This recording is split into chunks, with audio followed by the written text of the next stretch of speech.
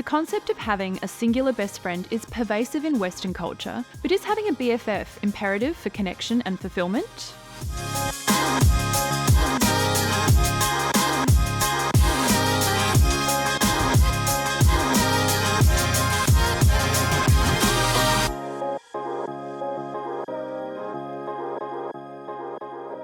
Welcome to She Defined. I'm your host Sharon Green, and today we're talking about the concept of a best friend and whether you really need one. Wanting to be liked and accepted is intrinsic to human nature.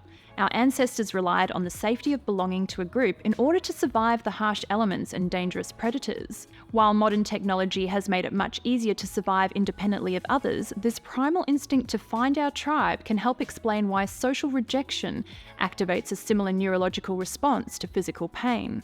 The concept of having a singular best friend is pervasive in our modern culture, with thousands of films and television shows centered on the adventures of two inseparable friends who always stick together. Perhaps you've had lasting, close friendships but never had a single lifelong bestie. Maybe having a single best friend is something you've always wanted but it has never worked out. Or perhaps you're more of a social drifter and happy to share your time across multiple good friendships. But is having a best friend imperative for connection and fulfillment? Let's find out.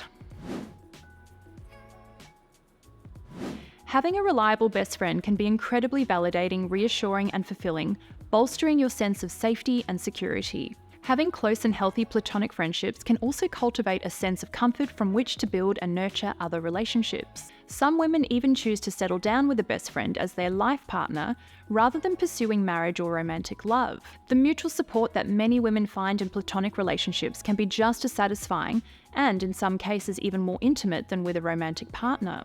Social worker Amy Rogers said social connection is important to humans, and in particular the quality of intimacy has at times had high value. She said, "Research shows us that broadly speaking, connection heals and the isolation of disconnection harms. However, when it comes to valuing certain forms of connection over others, for example the BFF dynamic, we need to consider the drivers and consequences of this social dream."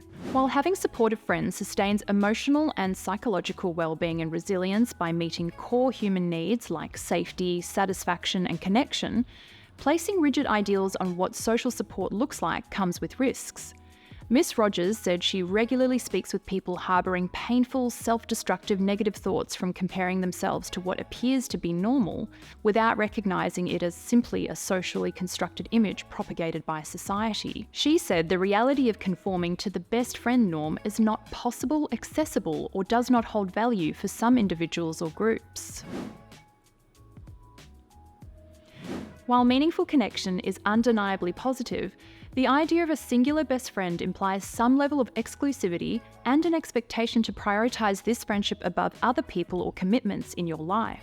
This can lead people to neglect or miss out on other equally important relationships or undervalue connections that aren't at the level of the romanticised bestie. Miss Rogers said, "Exclusivity is controlling by its nature. In a relationship, exclusivity draws a boundary around two people, which can be dangerous when it is used to manipulate, dominate, control, or isolate someone, or when the bond is hijacked by codependency." She believes life is a wonderfully rich and vast adventure, and that life gains richness from having a multitude of connections with different people. Putting all your friendship eggs in one basket also puts you at risk of isolation if that friendship breaks down, shifts, or becomes unhealthy.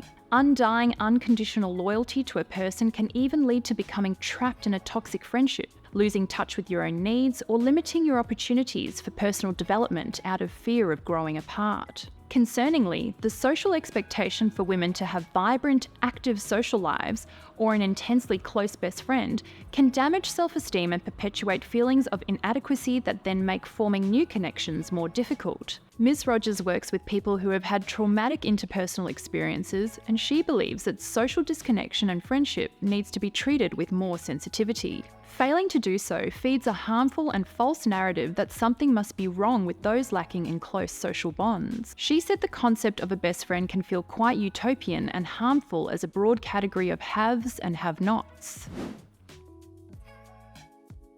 Having a best friend has potential risks and benefits, so it really does come down to your personal preferences, boundaries, and what you value in a relationship. If you value freedom and variety, perhaps a multitude of diverse friendships will feel more satisfying to you. If you feel safer and more fulfilled by a singular or small group of close friends, the intimacy of a lifelong bestie might better meet your needs. There is no definitive one-size-fits-all outline of what makes a special or worthy friendship. If your relationships are mutually enjoyable, respectful, and meet your social needs, there is no reason to feel badly if you don't have a best friend, or if your version of companionship looks different to what you've seen in films or on your social media feed.